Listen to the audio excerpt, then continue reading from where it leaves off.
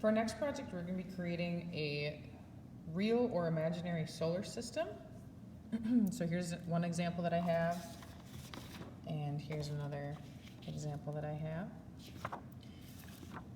For today, the only thing I want you to do is create your planets. So you're going to take these circles and you're going to make them into spheres, and I'm going to show you how to do that. So here's an example of when I did that, and here and here. So for this one, you go from dark to light, and then you can see that you curve the direction of which you are coloring. So it doesn't matter if you use so it doesn't matter what colors you use. What matters is that you curve the direction of your lines. Now I pressed really, really hard with my crayon there. So now I need to press really, really light with my crayon. You can also use colored pencils if you have them.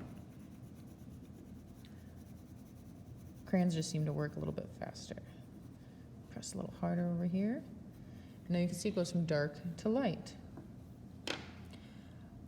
Some of you are going to want to put like those rings around a planet, and to do that, I'm going to put it on the smaller one. You make a little ear, 2 little ears on each side. Then you connect the bottom part of the ear. So now I have a ring, but if you want it to be thicker, make another ear, but notice how it's bigger here and smaller back there, and you connect those. So that is how you make rings, kind of like this. And you can color them in whatever color you would like.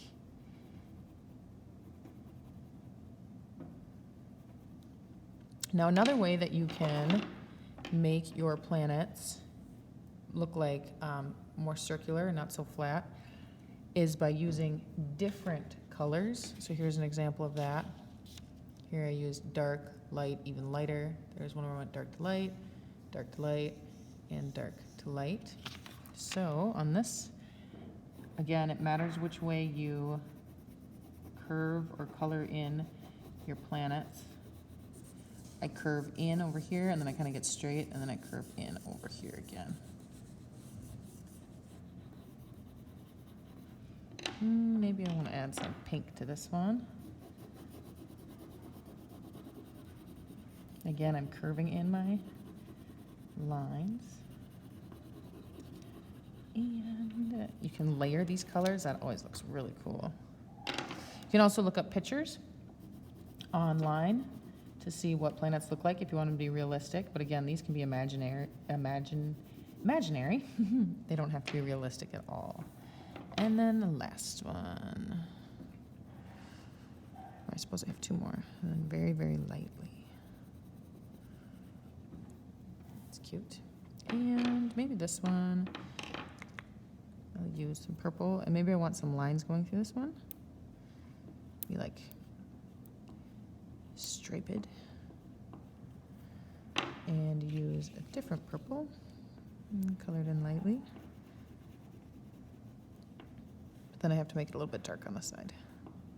All right, so for today, you're gonna do the planets. The next thing you have to do is draw a something else.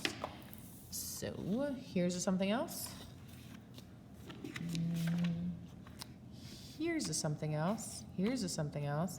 So your something else is just gonna be anything that you want to put into your outer space picture. You just take a blank sheet of paper, and you don't want to draw it too big because the paper we're going to be gluing these on is just a regular like size sheet of paper that would come out of a copy machine. But you can still come up with some pretty crafty things. One year I had someone do like an astronaut cat. That was pretty fun. But I'm going to show you how I made my rocket ship, or a rocket ship like it. There are a lot of online videos and even just like looking up pictures on Google where you can like figure out how to draw something. So if you're struggling, just look it up. Again, it can be imaginary. It does not have to be real. I have someone I think in class that's going to do like a baby Yoda, which is cute. They're going to do like this whole Star Wars thing. You could have like stripes on it. I have windows on it. I like, when I put my windows on it, I like to put these little, like pins or bolts or something. There. And there is a pretty simple rocket. So your plus anything can be anything you want. It can be asteroids, a rocket.